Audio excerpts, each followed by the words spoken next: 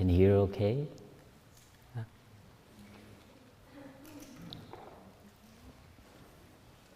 Actually, as they're looking for a translator, I'm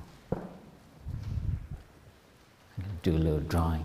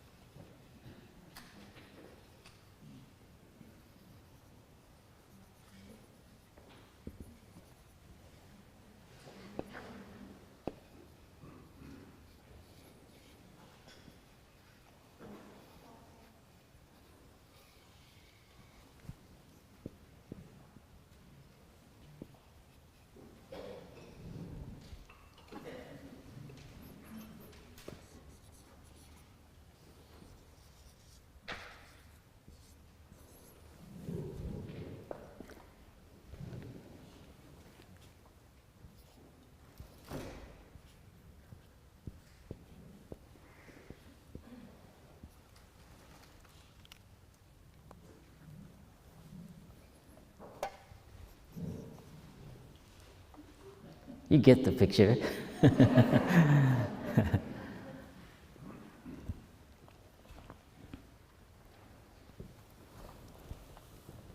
think that digital age, we forget to use our fingers and pens. Có người dịch chưa?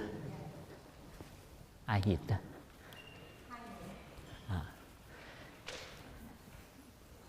But sisters say it's very difficult to translate Thay for Dung because he never finishes his sentence. he uses gesture and noises. So let us listen to 3 sounds of the bell and come back to our breath. You can close your eyes and let go of any expectation, any grasping. Just be at ease with your breath, at ease with your body, and train to regularly check in with yourself. And don't be so distracted by external conditions, other people. So the bell is to train us to always check in with ourselves. How's my body? How's my feeling? Where am I at? Am I distracted? Am I fidgety? Am I calm? Do I know where I am? Do I choose to be here? And what is the quality of my presence? So check in ask those questions. What percentage am I really present? What percentage am I not distracted? Am I at ease with myself? In my body, in my feelings, my breath? What is the quality of my breath? Breathing in and breathing out.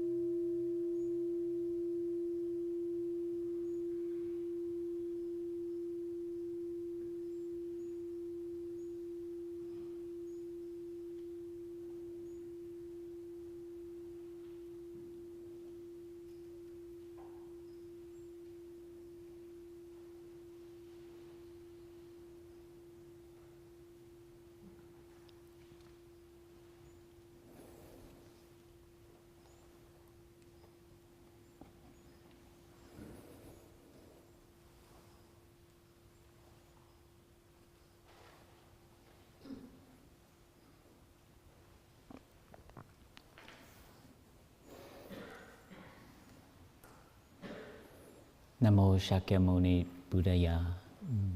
Dear beloved Thay, dear noble community.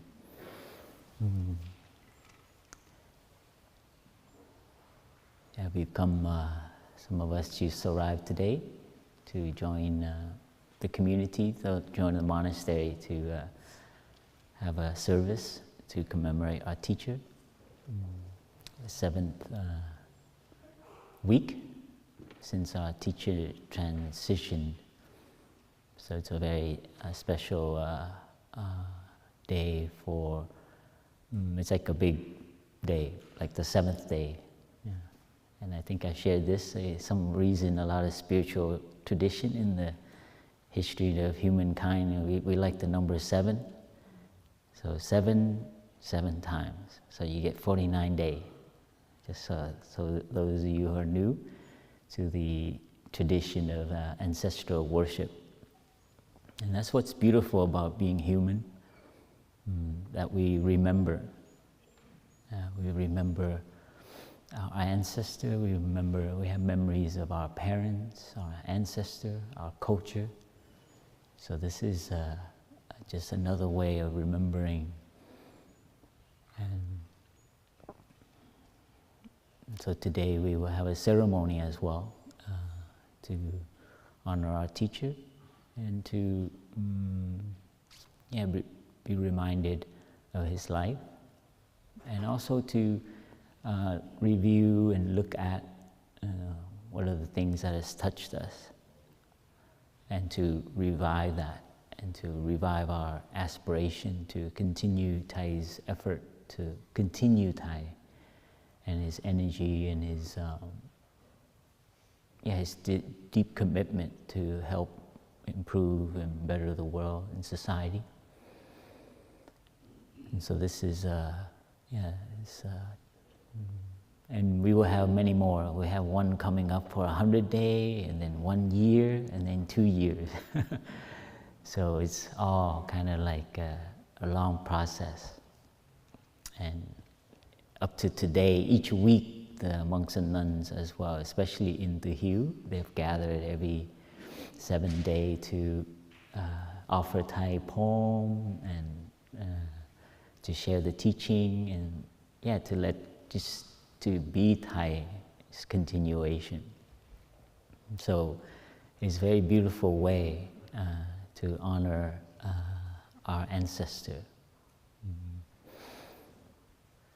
Today I've been asked to share a little bit about our Sangha, I think Sangha direction. I was given the topic. Yesterday, Sister Dung shared about the, what did she share about? What was the topic? It was continuation, true continuation. And so this is, and she was very personal and very, she shared her deep stories, right? And what brings it all together is that we see ourselves and see the Sangha as a forest, as a tree. And that's kind of an image as a part of a natural system. And this is a way of looking at direction. Usually when we think of direction, it's somewhere to go and get to and to achieve. And that's that could be helpful, but that could also be an obstacle. So we have to be careful with that.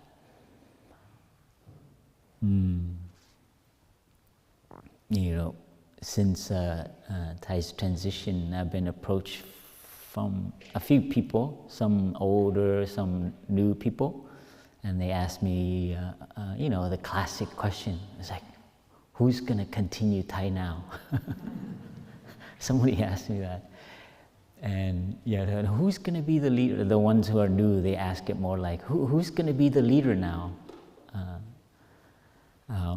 Recently, someone older in the Dharma, like an OI member, asked me, it's like, so are the elders are going to meet now and they're going to decide something?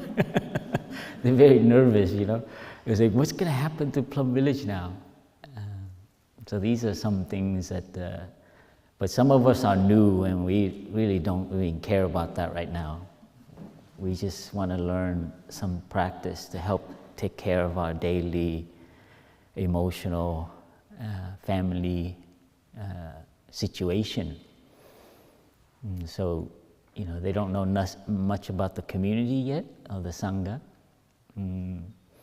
Mainly, and some of us are that here now, are new to the practice, new to Deer Park, new to Thai's teaching. And there's a lot of suffering right now in society, in the world, in our families, in our own mind.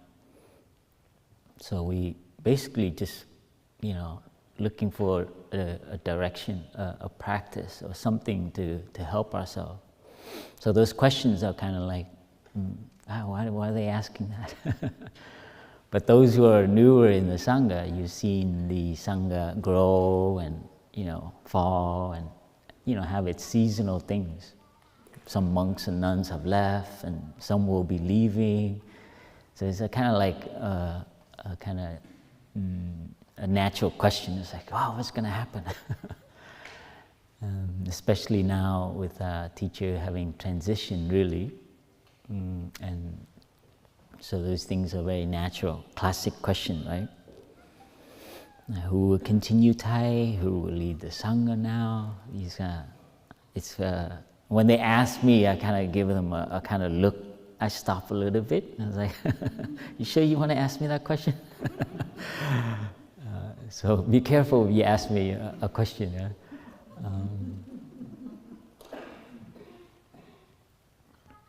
But it's pretty natural. It's the same thing with our own family. When a member in our family, it's a period for us to contemplate and to look. I watched the video of the monks and nuns and the lay friends in Plum Village. They had a ceremony to spread Thai's ashes. just a day ago and it was very beautiful. They did it on the hill, the Buddha Hill in Upper Hamlet.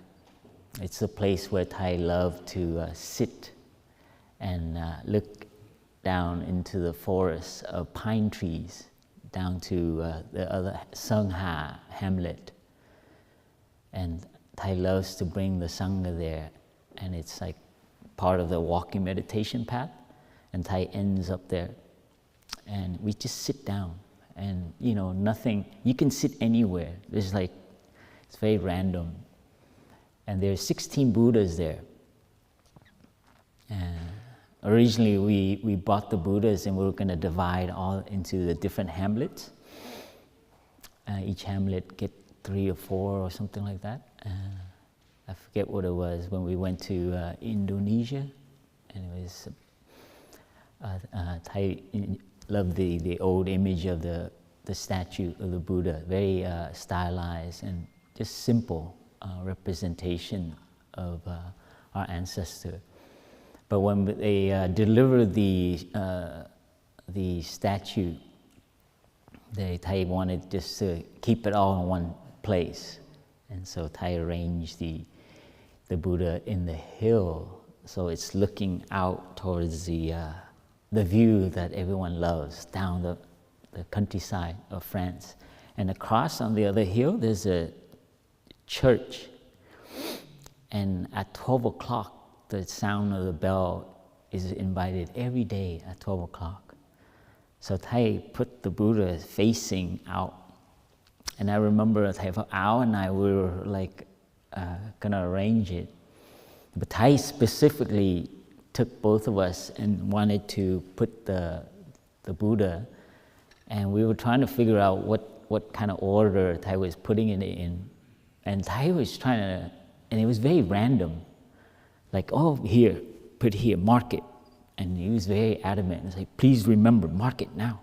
I'll put some leaves, and no, get a stick it there.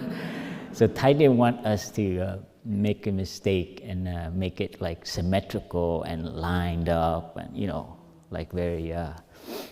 I saw the pattern. I was trained as an architect, and I was trying to find maybe some way to do it. And Thay was like, no, over there. And what I learned from that is, I didn't learn it until later when we put the statue, and I stood down the hill and looked up, and it was just so beautiful how it naturally sits in the forest, because that's a very self-volunteer oak trees, and they're just random. And so Thay didn't want to disrupt that naturalness of the pattern. And I'll tell you a story. I sat there, and the Sangha would sit there, and people are very used to come to the Buddha statue. When you see a Buddha statue, you kind of, you bow down and you do what you do. Some people, pray. Some people ask for some good fortune or something.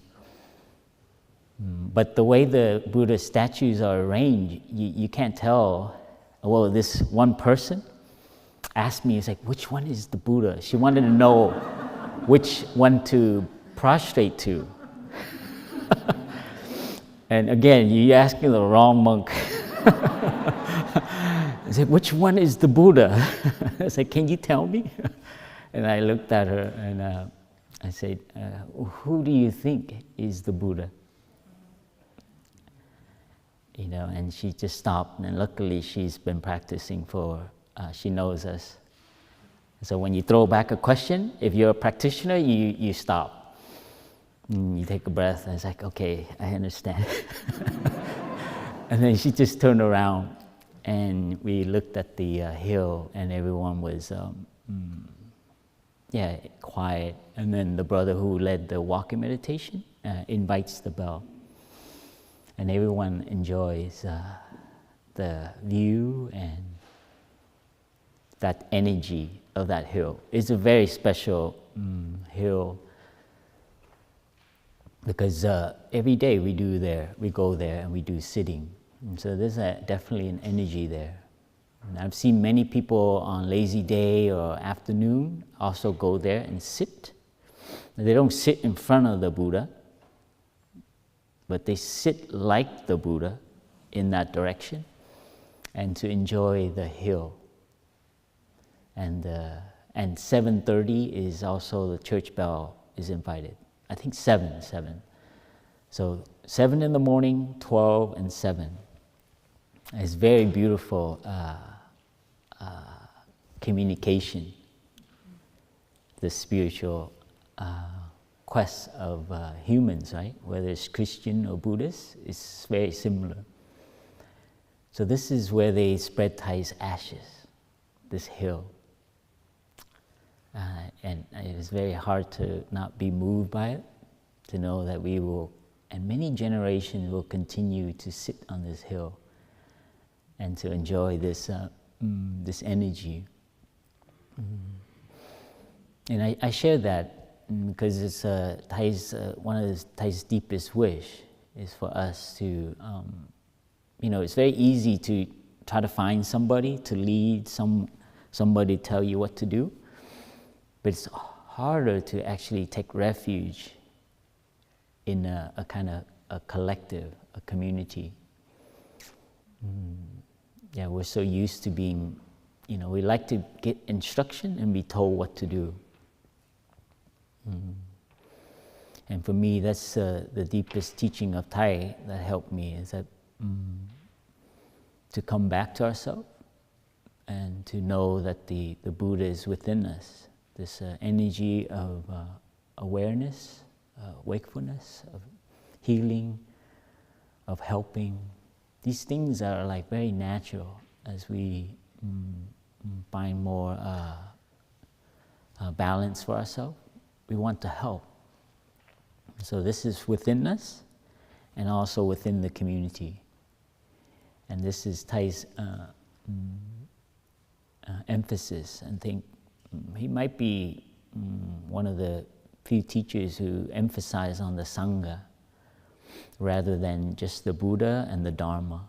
And Thay has shared many times that there's not a lot of emphasis on the third jewel, the Sangha. But Thay, in teaching us the history of Buddhism, has emphasized the third element, the third jewel, which is the Sangha. And this is not an easy task, because the community is also very organic and very dynamic.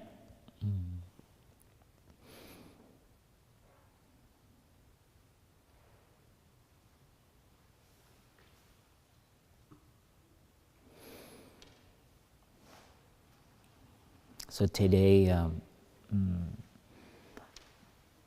like to share about for us to, you come up here to the monastery, and the monastery is like a refuge.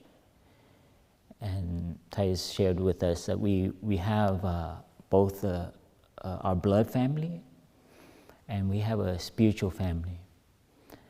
So when we come to the monastery, this is our way of developing our spiritual family or our spiritual life. And each one of us, we have the normal family, we have friends, but we also need to develop a spiritual aspect, spiritual dimension of our lives. And this is what the path is, to train, to cultivate another aspect of living, of being human, besides your job, 9 to 5, your family needs, these things that we need to do, right? Pay your bills, go to work, make sure you get along with your relatives and your friends. These are human things that we all have to deal with. But there's another aspect that we need to cultivate, and then that is our spiritual life. And so when you come here, you learn that. And that's the breathing, the walking, the eating, generating this energy of, they call it mindfulness now, it's very catchy. But to bring it more on the spiritual dimension is It's another way of being aware of developing. And that's very linked to our happiness. When we don't have that imbalance, when we're running after material things, running after status, running after these typical things, security in our bank accounts and making sure that we have enough. These things, they make us feel a little secure, like your mortgage. What are the things that make you feel insecure? Your mortgage, or like the interest rate, or now recently the gas prices, right? You know, the news, these things, they like, the price gas goes down. Oh, it's now $2 a gallon. You know, the government puts it, and then you feel, oh, that's so much better. But is that really, do you feel much better? Now your bank account is a little higher. So we need to be very careful to put those security in those places that we call convention. That there's another security that is much more reliable. And that's our stability, our balance, our ability to take care of ourselves when we're confronted with change, when there's conflict, when someone is not happy in the family. What does that do to us? And that is a spiritual dimension. Someone who has a spiritual dimension reacts very differently to these challenges. And about the future, and about our past. So when we say, and Thay has taught me one way of looking at the future and the past has really helped me.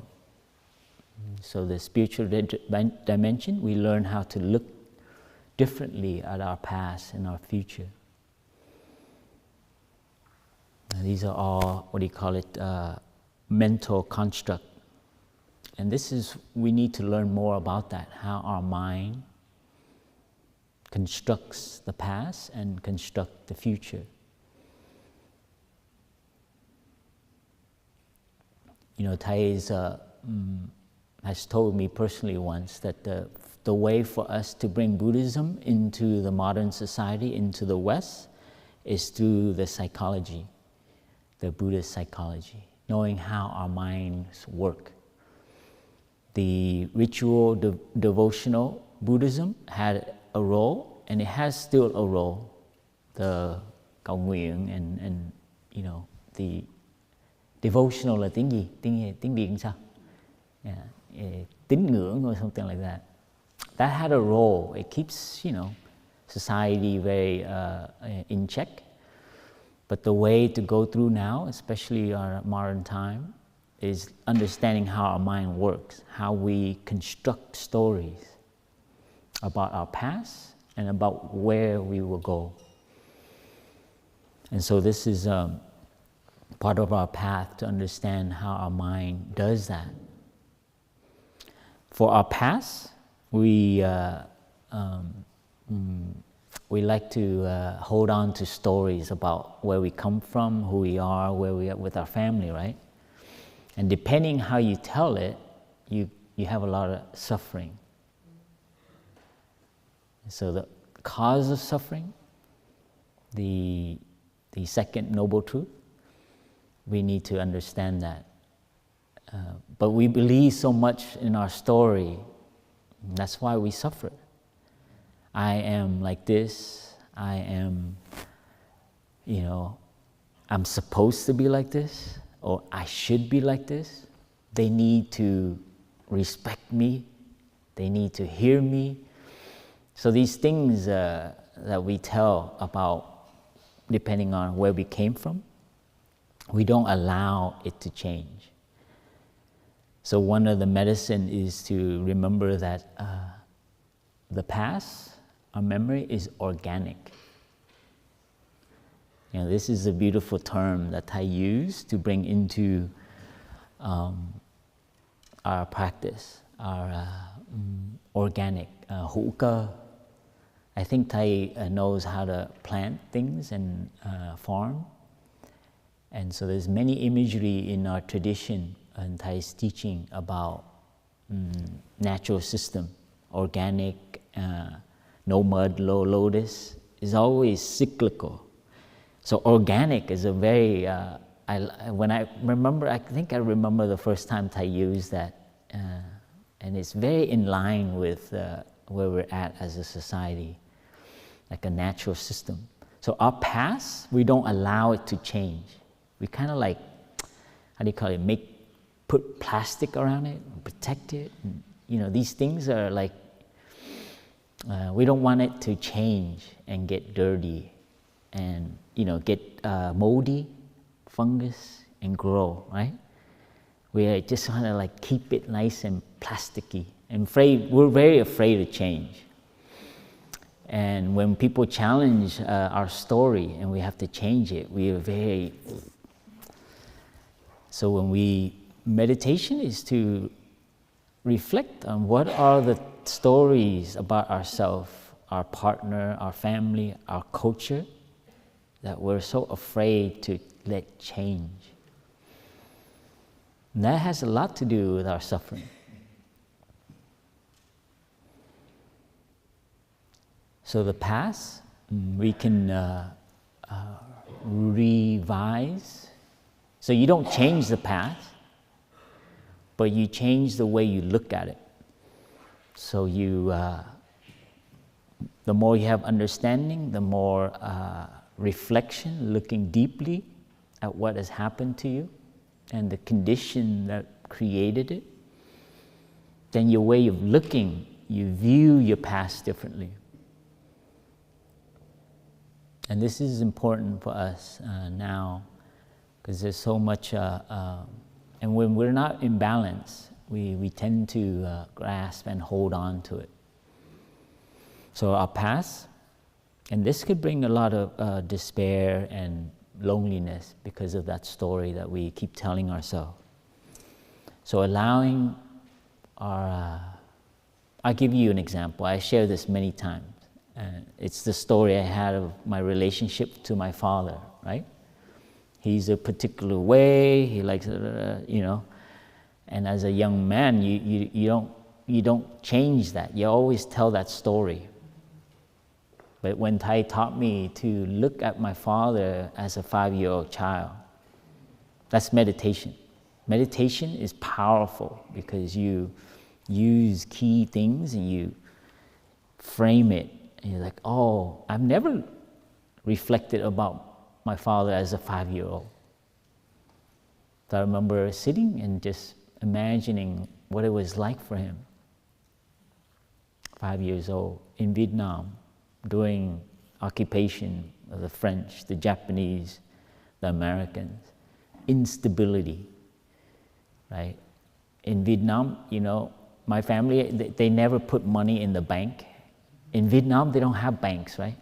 It's very insecure. You actually hide it in the backyard or in the bed. That's like, my family was like that. They were really rich, but they're like stuff in the walls, and or they make into gold. And you know, my father and my grandparents escaped China, so he must have grew up a very insecure family, very, you know, afraid to not have enough.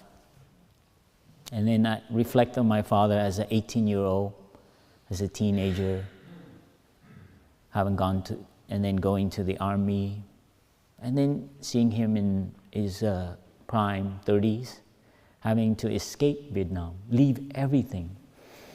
So these are things, when I first met meditation, meditation is a way of stopping and looking more deeply into something. At ourselves, at our loved ones, at society, and we need time for that. And when I began to see more about and understand more of my father's experience, then my past, my story of my father and our family changed, you see? So what you think really happened, the truth of what happened to you, is only limited by how much you understand. And truth is only when your heart opens. Okay, truth, what is true, history, what really happened, if it makes you tight like this, then what is the use of that truth? This is, as a young man, I really love truth, but this is really what happened. Yeah, we're very strong with truth, right? And when it makes you like this is really what happened, that is not helpful. It should open up. And then, you see, back to the forest, huh? Open up again. And this is the power of the practice. We build our past. It's very strange, huh? We can build our past the way so that it's helpful for ourselves and for other people. And this is what another beautiful thing I love our teacher transmitted, is that we can build our past and we can build our future. So the future is not something that will come to us.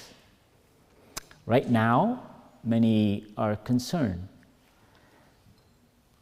of what is going to happen to us, to the state of the planet, right? And Thay always come back, you take care of the present moment. And that is how you build your future and you build your past. So everything you do now, the way you eat later, if you know how to enjoy your food and take it easy, and that requires training because we have habits. Get it done so I can go home and do the real thing. If you know how to enjoy your lunch, you're building a beautiful past. And you begin to create memories of how you behave in the present moment. You see that? And so it's like health. If you want good health, it's like you can read many books, you can do many programs, but if you actually don't change the way you eat and the way you move and exercise and take care of yourself, then health doesn't come. So you need to be active in creating a beautiful memories. So this is very important, the present moment. Why Thay emphasize, every Dharma talk, Thay emphasize for us to come back to the present moment. Because everything is there, the past, the future, and how you handle it. That is the spiritual dimension. When you come here to Deer Park, you're creating memories. You're creating a future as well. Because how you are here will determine the quality of your tomorrow. You see, so the future doesn't come to you, but it's how you react now. If you're scared, anxious, you don't take care of yourself, then whatever comes, you won't even enjoy it.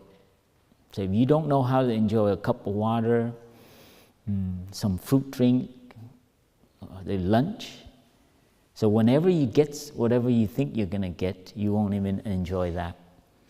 That's why there's so much emphasis on coming back to the present moment. And the key, and I think in our tradition, is our breath and our step. When we lose awareness of our breath and our step, it's usually an indication that we are grasping, or we're thinking, or we're running after, or we're avoiding something. We're distracted. We're not focused. So this is these are like two of the anchors. There's many, but Thay emphasize so much on our breathing and our steps. So how you walk here in Deer Park, what does that have to do with your relationship? How you, later when you walk here and you go to the dining hall or up the hill, if you can actually enjoy that, being here at Deer Park, enjoying your walk in the mountain, that will affect the quality in which you will go home and be with your loved ones. That is the spiritual investment This is what you're investing in. Some of us are investors, and we know where to put our money. But in the spiritual life, those are the things that we invest in, our presence. So as we sit here and listen, do check-in. Am I present? So, people, they want to talk and they want us, want consultation and they want some instruction and so on. And how to overcome this, how to overcome that. That's great. It's nice to have friends and teachers. But the best teacher is yourself, when you can actually learn to take care of yourself and to be okay. Don't get flustered when you're having an emotion. So this is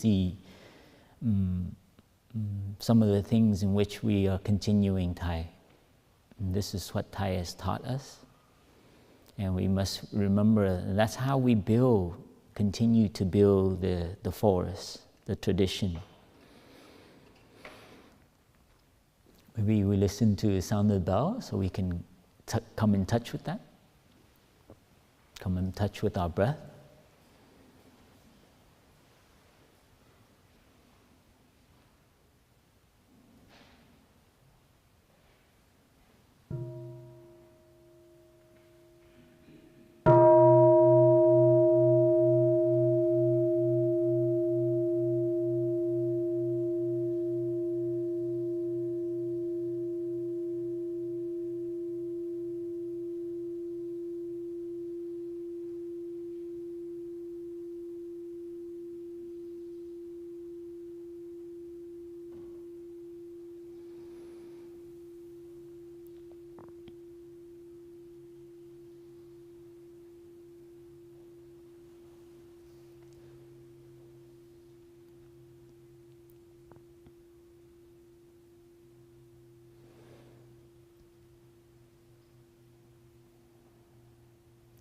There are two words that Thay shared with me that remains me for that has helped me, guide me a lot, is the word dehumanizing and denaturalizing.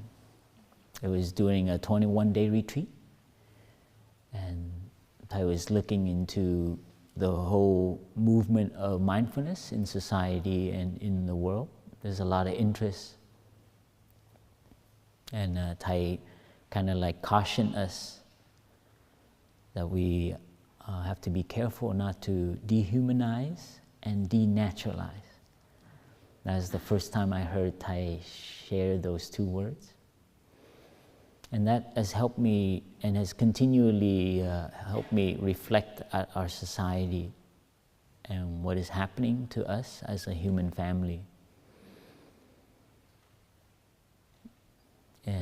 Thay sometimes reflect back at the 20th century, and he always point out how there was so much emphasis on the individual,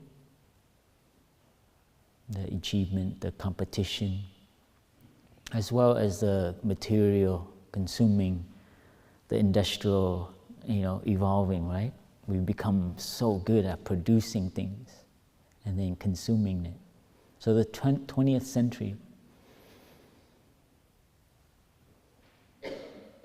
and the whole industrial, we've become so good at it. I mean, some of the countries we really elevate up there, I hope I don't cross any line here, like the Japanese nation, the Germans, the Swiss. Like when I was young, I hear these countries, it's like, I think Vietnam is trying to be like Switzerland or Singapore. Like we really want like organized and like, how do you call it, good production or like good way of handling investment, Switzerland. You have these ideas, they're a really ideal country. And I've been to Japan, been to Korea, been to Singapore, And it's very interesting. I have my views about that. I mean, of course, I was visiting for 2 or 3 weeks. But we don't have to go to those countries. We can look at our own lives and see how we become more mechanicalized, dehumanized. You know, these things. The watch is one. You know, always, what time is it? Last night we had to change the time. Yeah. Oh, I'm late. Of course, we need these things, and we need it to coordinate. Like young people now, children, you know, their weekends are scheduled now. You know, it's like, make sure they're learning more. Make sure they take extra course.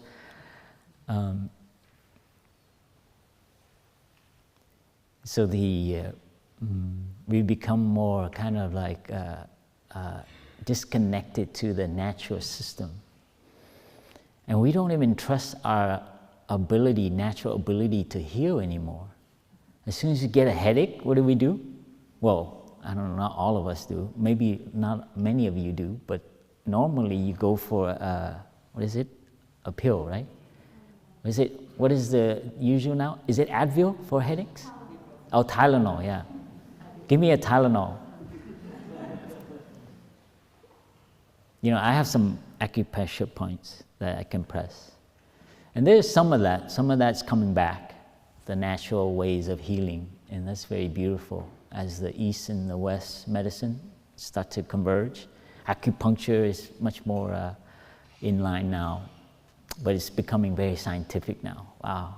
I've been to an acupuncture place. I've seen so many, these posters. It looks like intense. And natural ways of using medicine and healing. And so it's also good things happening. But use some time to reflect on your own lives and ask yourself how much nature is still part of you. Nature not as in trees and forests or, manicured gardens, but in your trusting of nature.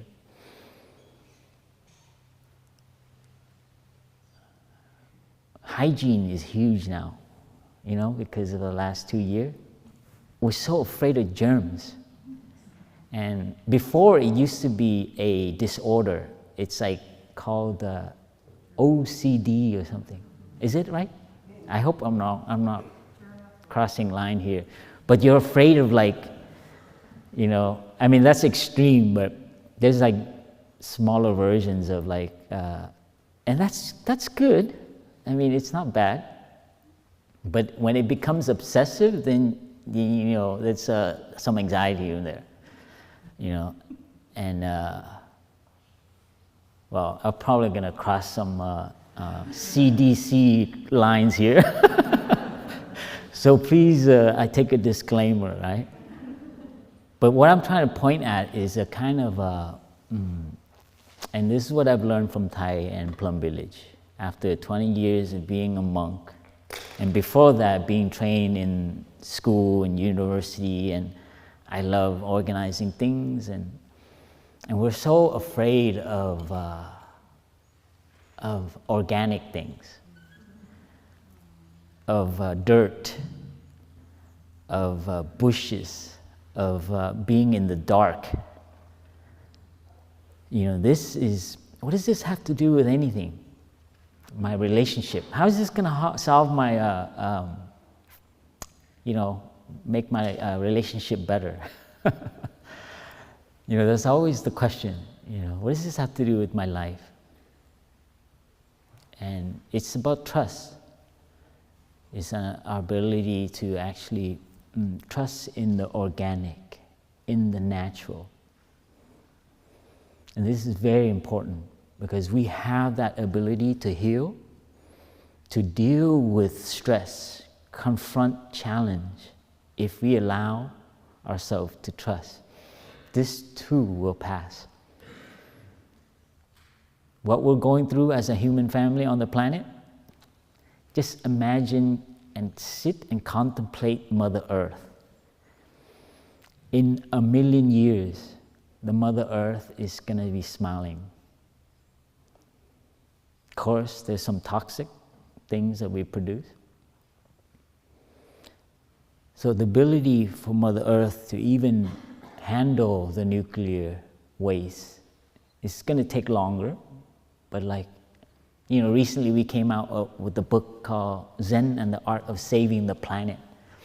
And now that I reflect on it, I was like, actually, that saving the planet is a real misguided way of terming it. Like, the planet doesn't need us to save. The planet is fine. In fact, it would be even better if there's a kind of like a different way of looking at it. Of course, there's human suffering, and there's a war going here, and there's a lot of, and it's caused by this grasping, this fear, this fundamental kind of ignorance of the natural system of human life. So there's a link to where we're at as a human family because of our disconnection to nature, to separate ourselves. And it comes down to a micro as well as the macro. Micro here is our own anxiety, mistrust that our body has a natural process, our family, our community. So we want to organize, we want to bring it into control. Who are they? Where are they coming from? They are a threat. Build up a wall. See, these kind of very ways of looking is the heart of the Buddhist practice. When we can stop and look deeply, we can see our original fear, and then the way we view things, the way we think things are a threat, we begin to accept more. When things happen, we're not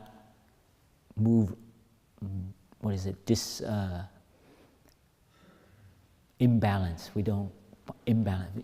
Stay.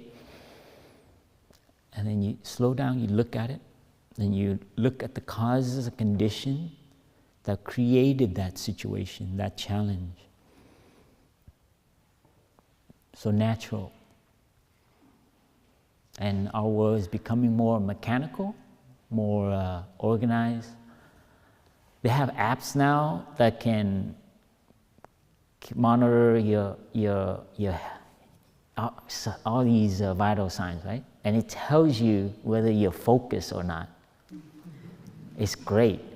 It's going to tell you if you're happy or not. It's going in that direction because people want to be happy. They're going to have a gadget, and slowly it's coming from this onto your finger, onto your wrist, and now some people are wearing it behind their ears. And then they have it on the glasses. And slowly, you don't have to carry it. You have to prepare yourself. Because we want it. And whatever humans want, whether it's out of ignorance or not, is going to go that direction. We want to go to space, colonize Mars. We want to figure out how nature works. We're going to tinkle. Look at the human history. And so people are really afraid, right? Afraid of, what is the most fearful thing right now? Nuclear and AI, right? There's a lot of fear. What does that mean? It means we are becoming the victim of the machine, the mechanic, becoming we take orders from our cars. Doot, doot. You forgot your keys. Are you sure you want to drive right now? I think your heartbeat is not, you're going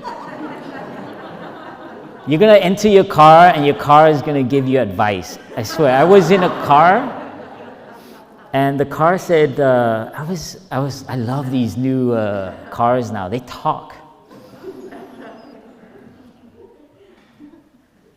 It's like, I think you need to slow down around this turn, I'm getting some signals. So recently the answer, I've actually been enjoy reading some of the fears about this, and my fear is not that AI will take over, like the robotics and the militarization of the technology of computer, but actually of humans becoming more robotic. As long as you know who you are, and that when you connect with online, you know what you're doing. If you don't know what you're doing, then that is the end of our humanness, of our naturalness. As long as we can keep that, don't worry, because AI and computers, they are a manufacturer of our own human desire, right? If we desire good, wholesome thing, if we desire to help others, we desire not the material, but the immaterial, what is more meaningful. As long as we keep that in line, you don't need to worry about the machine, because they are the product of our desire. But more we become robotic, and so I challenge you to reflect that, to use, this is what our teacher has been trying to do with every retreat. It's just to help you be human, be okay in front of sadness. The retreats, 5-day, 6-day retreat, Thay's been doing that for 30 years. What is that? It's a counter-revolution to the mechanization of our world. You see the Thay's continuation? So, to continue Thay is to be at ease with who you are as a human being. Thay always say it's such a miracle to be alive. But because we have these other constructs, we run after it. And we sacrifice ourselves. We've sacrificed the present moment to want these things. And ask, do we need more of those things? So this is the message of our teacher in reflecting all his lives. I've been to many retreats with Thay, and it's just to help us all be, at ease with ourselves. We have so much stress, we have so much striving, and we have no trust that we can handle these things. Whatever challenges you have right now, have a little more trust. Come back to take care of yourself. And that's why nature is very important. It gives us a break from our human drama, that we are part of a natural system, part of Mother Earth, and eventually we will also return to Mother Earth. Our parents, our ancestors, our animal ancestry have come from this natural system. And this is what basically the Buddha and all our ancestral teachers, even in the Christian tradition, in the Islam tradition, any religion, what is that? It is the human consciousness trying to evolve and connect with the bigger system, right? And this is beautiful. We don't get caught by Buddhism or Christianity or the Islamic tradition, whatever you can call it. But they're all exploration for us to grow and to touch something much bigger, a natural.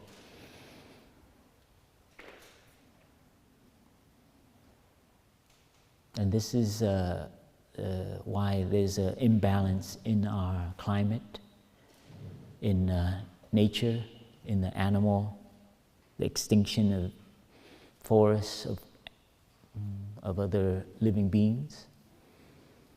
So Thay is, has called for us to have a collective awakening, and we can all each do our part, whether that's in our family, our school, whatever realm, scope we're affecting.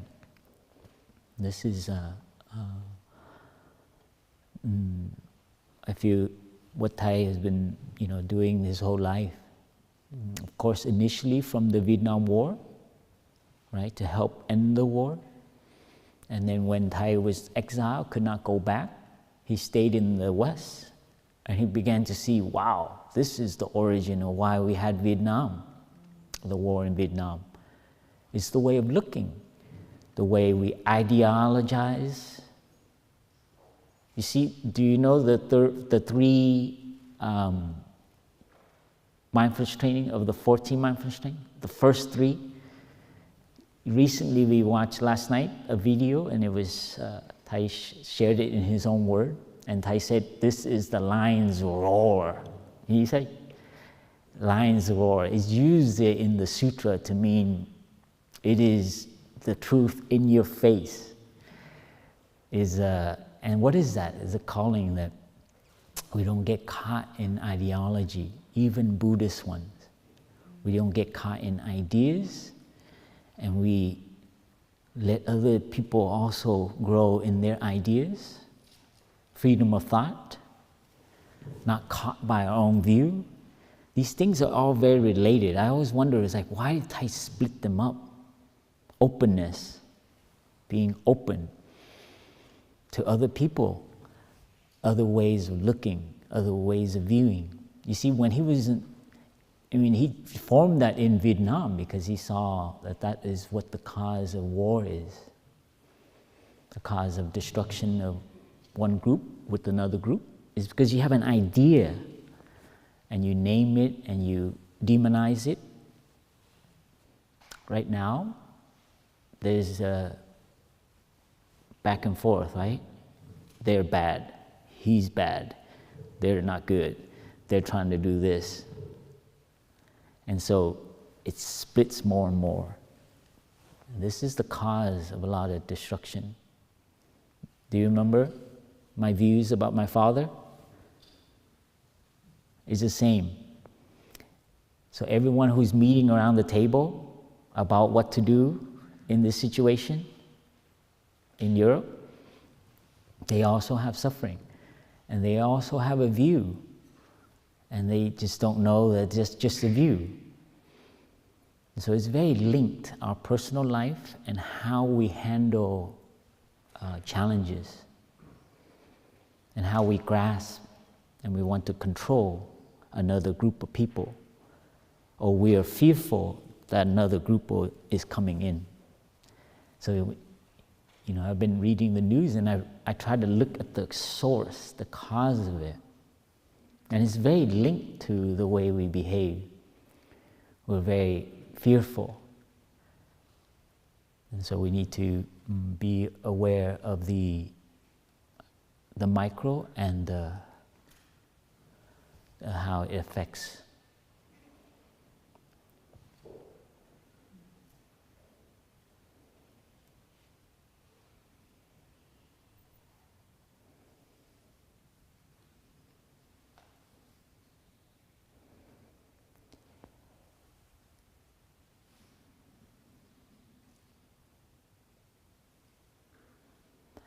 So Thay is just a skillful way when he holds retreats and we have day of mindfulness.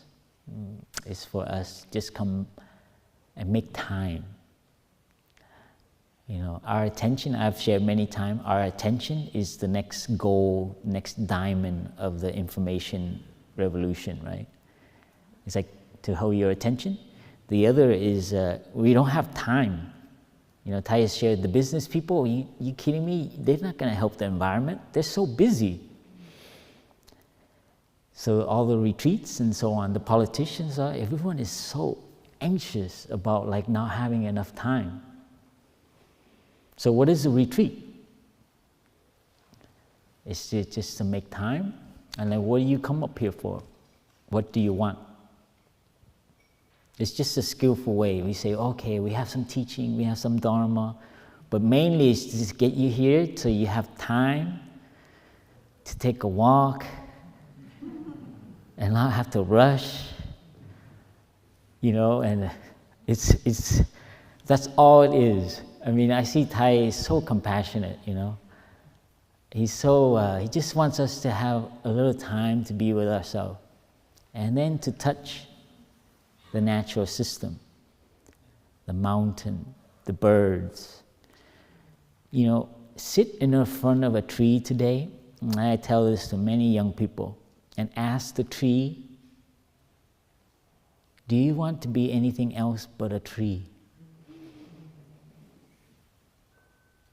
Ask an oak tree. Sit next to an oak tree. Are you a happy tree? What do you want to be when you grow up? What more can I do for you, tree?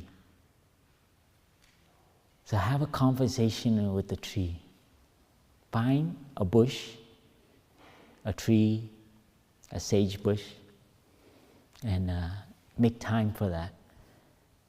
It's a very precious, the answer you'll get. And if you want to go further, you can ask a boulder, ask a rock. Up this pathway, up this valley, there are many beautiful boulders. Many beautiful boulders. Sit on a boulder and ask the boulder, it's like, how old are you? What do you think about our human family? And the boulder will smile. So these are what Thay has gathered us to do, for us to touch the human system, to trust in our natural system. You remember those words, okay? Natural and humanize. So that's what basically Buddhism is. It's help us touch. The Buddha sat under a tree and there was a moon when he got enlightened. It's a great story. It's just a story, okay? But what he realized, he's like, oh my God, all these human beings, what are they doing? It's so wonderful just to be human, And everybody's got it, right? His proclamation is like, every human being's got this ability. And what is that ability? To be awake. And what does that mean? It's not enlightenment like, but it's to be awake. It's like, oh my God, it took these many million years to be in this moment. And then there's a lake, there's a tree, there's the moon. I'm sure there were crickets. Do they have crickets in India? These critters. And what did he realize? He realized he's part of this whole network, the interconnectedness of all things, right? What is that? We all know what that is, but we forget because we like Tylenol. It's quicker. So be careful. And I hope that's helpful. It's very challenging to share because it has to be practical. That's what Thay always asks us. When you share, don't be just philosophical. So please find your time today, whether that is in front of your lunch, walk by yourself during the ceremony. And these are all human construction for us. The ceremony is to help us touch our spiritual teachers, our ancestors, who have taught us, who have done themselves to touch their own humanness and to touch nature in them. And so please, your time today, don't leave here until you have a moment like that. To be a real human being and to be organic, to trust in the natural process. Because you'll go back to your car, click, click on, and then you drive into the other world, right? Yeah, so this is work. It's okay, you need to do that to make a living and to do whatever you need to do to coordinate, but find time to take a break from that. Yeah, and that's our teacher's love for all of us, to really be truly ourselves and to be, continue to develop that so we can confront the challenges that that meet us. That's basically it. And we need each other to do this, so build communities and surround yourself with people who are doing this. That's your spiritual family. So that's the message I think our teacher would like to share. And thank you for listening, and let's listen to 3 sounds of the bell and come back to that naturalness, that humanness.